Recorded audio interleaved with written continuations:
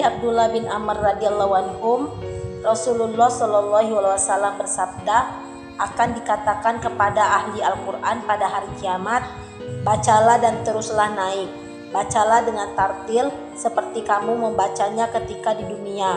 Sesungguhnya tempatmu adalah di akhir ayat yang kamu baca. Ahmad, Tirmizi, Abu Daud, Nasai, Ibnu Majah, dan Ibnu Hibban. Maksud ahli Al-Quran adalah hafiz Al-Quran. Mula Ali Qori rahmatullah alaihi menjelaskan bahwa keutamaan itu hanya diberikan kepada hafiz Al-Quran, tidak termasuk orang yang membaca Al-Quran dengan melihat. Alasannya adalah pertama, karena lafaz itu ditujukan kepada ahli Al-Quran. Kedua, sesuai dengan riwayat Imam Ahmad rahmatullah alaihim, yaitu hatta yaqra'a syai'an ma'ah, sehingga ia membaca sesuatu yang bersamanya. Kalimat ini cenderung ditujukan kepada hafiz Al-Quran, meskipun ada kemungkinan orang yang selalu membaca Al-Quran juga dapat termasuk di dalamnya. Disebutkan di dalam Mirqat bahwa hadis ini tidak berlaku bagi pembaca Al-Quran yang dilaknat Al-Quran.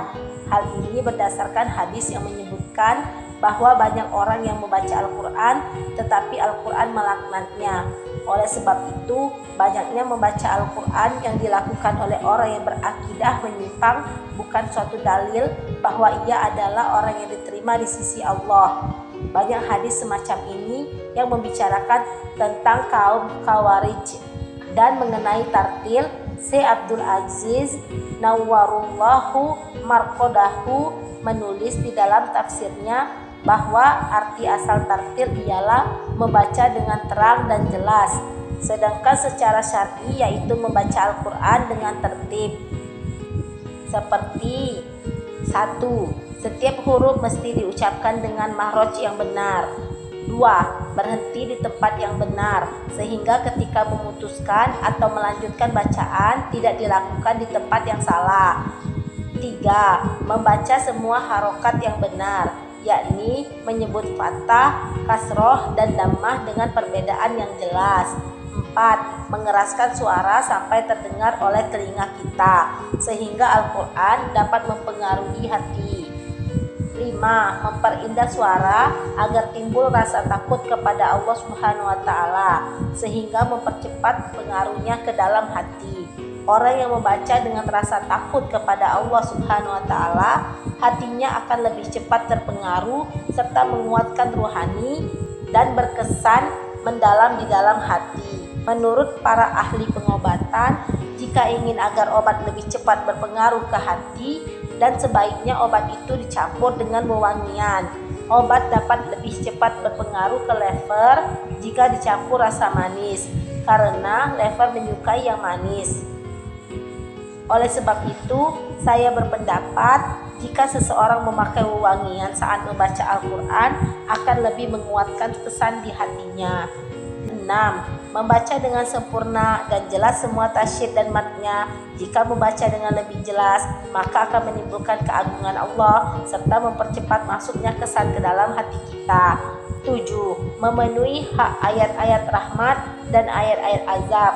Itulah 7 hal yang dimaksud dengan tartil, dan tujuan dari semua itu adalah satu, yaitu agar dapat memahami dan meresapi kandungan Al-Quran.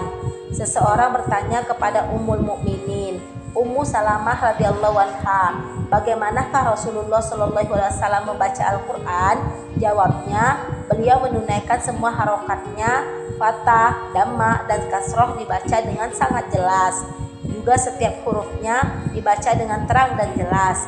Membaca dengan tartil itu mustahab, walaupun tidak dipahami artinya.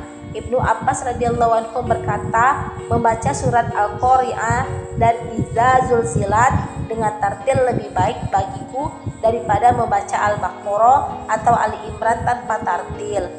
Alim ulama menjelaskan maksud hadis tersebut bahwa membaca Al-Quran huruf demi huruf akan menaikkan pembacanya setingkat demi setingkat, sehingga diriwayatkan bahwa derajat surga sama dengan derajat Al-Quran. Oleh sebab itu, bagi ahli membaca Al-Quran, setinggi itu pula derajatnya di surga nanti. Dan orang yang terpandai dalam Al-Quran, dialah yang tertinggi derajatnya. Mula Ali Qori rahmatullahi alaihi menulis bahwa tidak ada derajat yang lebih tinggi daripada derajat orang yang suka membaca Al-Quran. Membaca Al-Quran senantiasa meningkat derajatnya sesuai bacaannya. Alama Dani rahmatullahi alaihi berkata, alim ulama telah sepakat bahwa ada 6.000 ayat lebih dalam Al-Quran. Namun mereka berbeda pendapat tentang jumlah selebihnya. Ada yang menyebutkan 6.204 ayat, 6.014 ayat, 6.019 ayat, 6.025 ayat, 6.036 ayat. Dalam Syarahiyah ditulis bahwa setiap ayat bernilai 1 derajat di surga, sehingga dikatakan kepada pembaca Al-Quran, derajatmu di surga sebanyak ayat yang kamu baca. Barang siapa yang membaca seluruh ayat Al-Quran, ia akan mencapai derajat tertinggi di surga.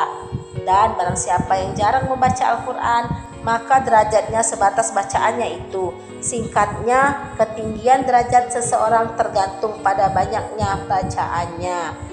Kenaikan derajat dalam hadis tersebut bukan bermaksud bahwa membaca ayat Al-Quran akan dinaikkan 1 derajat. Sebab jika demikian, hubungan antara membaca dengan tartil dan tanpa tartil tidak dapat dimengerti, sehingga dipahami bahwa baik yang tartil ataupun yang tidak, jika membaca 1 ayat Al-Quran, derajatnya akan dinaikkan 1 tingkat. Sebenarnya hadis ini menunjukkan 1 peningkatan yang berbeda, yaitu peningkatan menurut cara membacanya, sehingga ada pemisah antara bacaan tartil dan tanpa tartil.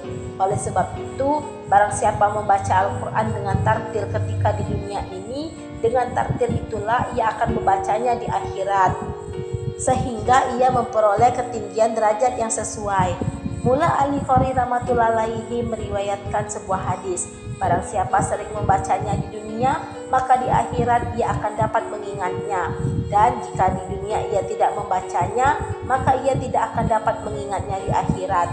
Semoga Allah Subhanahu wa Ta'ala memberikan kemurahannya kepada kita. Banyak di antara kita yang orang tuanya bergairah agar anak-anaknya menghafal Al-Quran, namun karena ketidaktawajuhan dan karena kesibukan dunia, hafalan tersebut menjadi lupa dan sia-sia. Sedangkan di sisi lain, beberapa hadis menyebutkan bahwa barang siapa berusaha menghafal Al-Quran dengan sungguh-sungguh dan susah payah, lalu ia meninggal dunia, maka Allah Subhanahu wa Ta'ala akan membangkitkannya dalam golongan para hufaz. Kemurahan Allah Subhanahu wa Ta'ala sungguh tidak berkurang jika kita berusaha memperolehnya. Seorang penyair berkata, wahai syahid, kemurahannya untuk semua. Engkau tidak akan menolak kemurahan ini jika engkau benar-benar pantas.